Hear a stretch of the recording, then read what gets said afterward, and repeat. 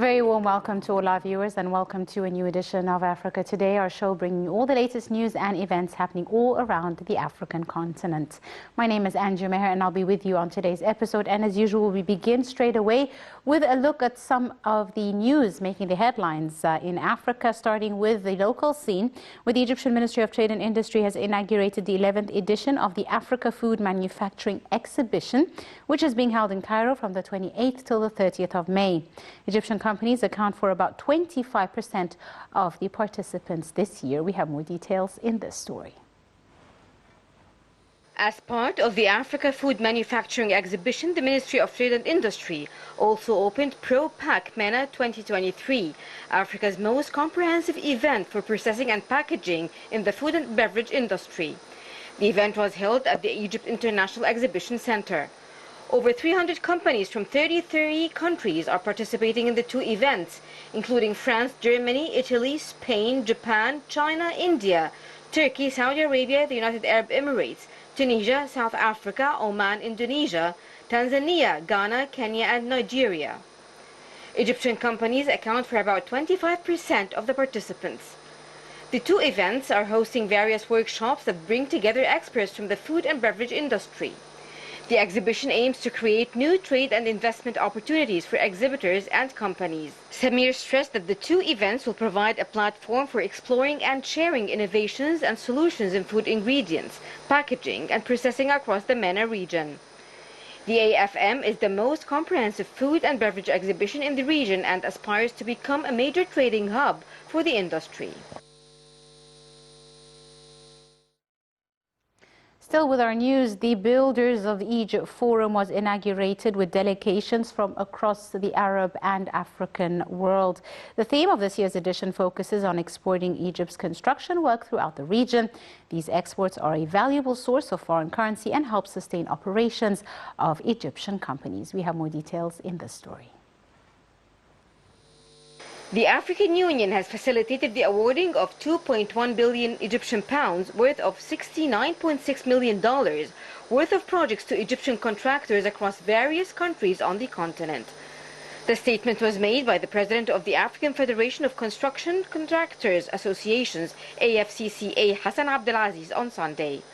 Abdelaziz said during the 8th edition of the Builders of Egypt Forum that consortiums between Egyptian and African contractors have a competitive edge over other foreign entities thanks to their expertise, technical know-how, and human capabilities.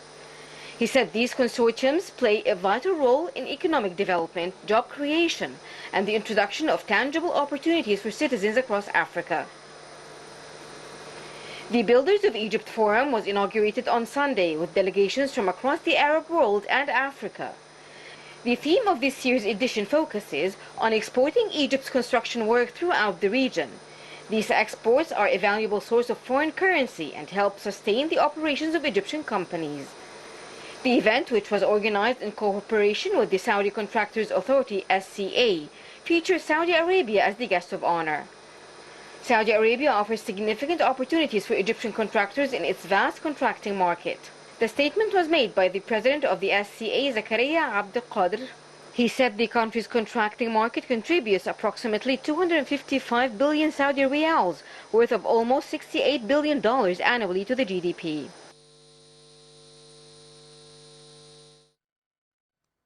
Moving to regional news, Sudan's warring sides are under pressure to extend a shaky ceasefire in their battle for control over the country after two key international mediators signaled impatience with the persistent truce violations.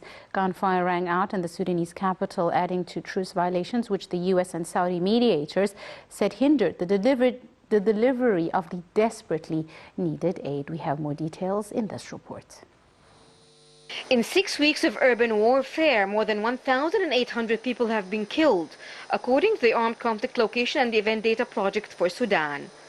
Sudan descended into chaos after fighting erupted in mid-April between the military led by General Abdel Fattah Burhan and the RSF commanded by General Mohammed Hamdan Dagalo. The fighting has killed at least 866 civilians and wounded thousands more. These numbers were reported by the Sudan Doctors Syndicate, which tracks civilian casualties. The toll could be much higher. The conflict has turned the capital Khartoum and other urban areas into battlefields, forcing nearly 1.4 million people to flee their homes to safer areas inside Sudan or crossing into neighboring countries. Early on, foreign governments raced to evacuate their diplomats and nationals as thousands of foreign residents scrambled to get out of the African nation. For weeks, the United States and Saudi Arabia have been mediating talks between the two sides in Jeddah. So far, there have been 7 declared ceasefires, all of which have been violated to some extent. In Sunday's statement, the U.S. and Saudi Arabia noted that the military continued to carry out airstrikes, while the RSF was still occupying people's homes and seizing properties. Fuel, money, aid supplies, and vehicles belonging to a humanitarian convoy were stolen, with theft occurring both in areas controlled by the military and by the RSF.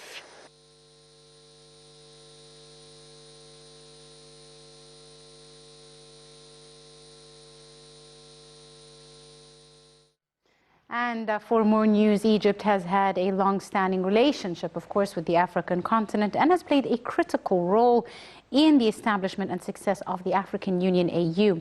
As a member country of the African Union, Egypt celebrates Africa Day annually on May 25th every year in the month of May. The day serves as a reminder of the country's commitment to the continent's unity, diversity and progress, and provides an opportunity to renew its pledge towards working towards a brighter future for Africa and its people. Now, on the sidelines of Egypt's celebrations of the day, African ambassadors are in Egypt attending seminars marking the anniversary of the establishment of the AU, which was preceded by the Organization of African Unity, and embarking on several sightseeings in Luxor. And now we're delighted to be joined over the telephone by our guest for this afternoon, His Excellency Ambassador Midhat El-Miligi, Egypt's former ambassador to Cameroon. A very good afternoon to you, Mr. Ambassador. Good afternoon, and I'm proud to say that I wasn't just ambassador to Cameroon, I was also ambassador, but non-resident, to the Central African Republic. Right, thank you very much for this addition, Mr. Ambassador. So you are an expert on all African affairs and African countries. Well, we all try to be. I mean, this is our continent. We are all proud to be part of it, and that's why we all try to learn more and more about Africa. Absolutely, Mr. Ambassador. And now Africa Day marking 62 years since the establishment of the African bloc. How do you see, the African Union's contribution to boosting African unity and the unity of African nations? Well, first of all, we have to, when we look at the map and how we started in 1963 with the Organization of African Unity and what we achieved so far until we reached the level of being the African Union today. From maybe 30-something countries who have reached their independence back in 1962 to the number of 55 members right now. I think we have developed. And the African Union is more and more clear in the minds of Africans. Of course, the goals are still the same, which is more integration into our continent, more cooperation in various fields, economic, social, and of course political, between the members of the Union. Mm-hmm. And we are having regular annual meetings. I think that we have achieved along steps, many steps towards the final goal that we hope one day to have a union that will actually absorb most of the African countries. Mm-hmm. How do you describe, Mr. Ambassador, with the current global challenges, whether it's the post-COVID era or the current situation with, the Russian and Ukrainian war or the global financial crises, etc.? How do you see, the African Union playing a role in facing such challenges and the need for even more unity between African countries at this current period in time? Well, of course, no one can doubt that the negative impacts that the war have had on all the world, all the countries in the world. But African countries are the ones that have been affected mostly by this war in various domains. I think that the union of the African Union can now play the role that we have all been waiting for, mm-hmm. which is to have one voice to speak out in the name of African countries. Now we've seen the initiative of the African countries trying to put this war in a better state. I mean, we heard about a certain initiative from various African countries. Egypt, of course, is one of those countries.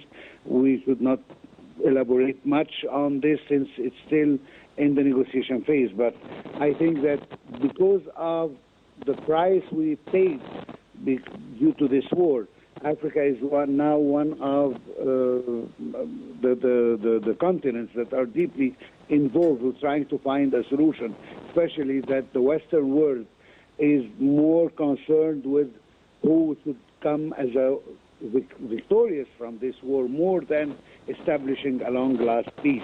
So I think now we can see a role played by the African continent and the African Union, of course, to foster peace between the two countries, I mean the Russian Federation and Ukraine. And this could not happen if it wasn't Africa, the one behind, as I said, because the other blocs are more concerned by supporting this or that partner in the war. Absolutely.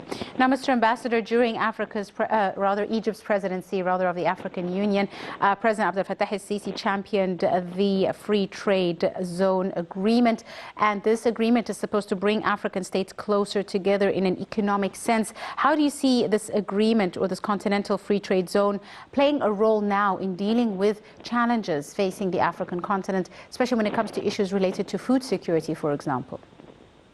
Well, let me tell you first, I mean, Egypt was very much concerned with this. I mean, during the presidency of Egypt, yes, we have seen this zone pushed to the maximum. Unfortunately, not all the African countries have the same speed into ratifying the treaty so that it can be executed. So this will have to wait, I think, a little bit longer. But nevertheless, the idea is here. The African countries are committed, but of course, due to the specificity of each country, it takes more time in one place than the other.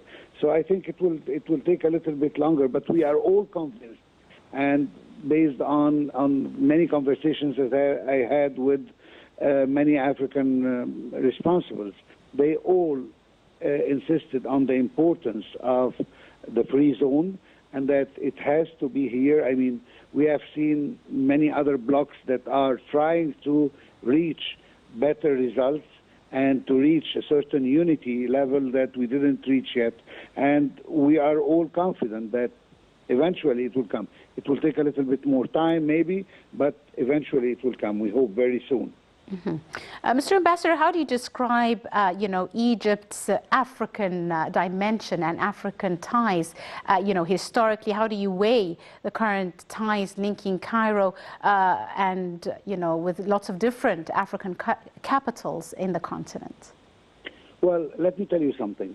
It's very important to emphasize that the Egyptian involvement in Africa was long before even the creation of the Organization of African Unity. I mean, Egypt, during the time of President Nasser, has helped a lot, many African countries to reach their independence. Yes. And this was in 1960 and 61 and 62.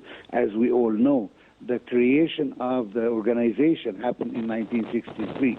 So this is a living proof that we have been involved with our African brothers and sisters even before the creation of the organization, because we believe very much in the integration and in the completion of the African countries.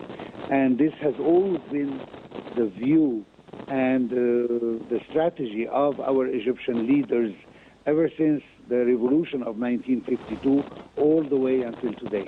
We have seen with President Sisi, because he has noticed that our involvement in Africa was a little bit slow during the past era, that he started his power in the government, I mean, in the state, by making various visits to different African countries to show that we have a commitment towards our African brothers and sisters. And this is where I want to take it, because the presence of Egypt is not just being present in the organization and its various associations. No, It's something in the philosophy of the Egyptian politics. So that's why our president, even now, is more concerned with African issues than any other president before. Absolutely. And this shows to which point we are committed with Africa. I remember when I was posted in Africa, His Excellency the President, even on this smallest level of ambassadors, he was insisting that we have to have senior ambassadors being in Africa and not just anywhere else. He wanted experienced ambassadors to be in the African country more than any other, with all due respect to other countries of the world. But this is our backyard. This is Africa. This is where we are coming from. So we have to give it the utmost importance. And this, we've seen it, I mean, with our current president and with the presidents before him. Absolutely. I'd like to thank you very, very much, Your Excellency, Ambassador Midhat El-Maliki, our guest for this afternoon. Thank you very much, sir, for your time and all your insight and for joining us on today's edition of Africa Today. And I'm afraid that's all the time we have for today.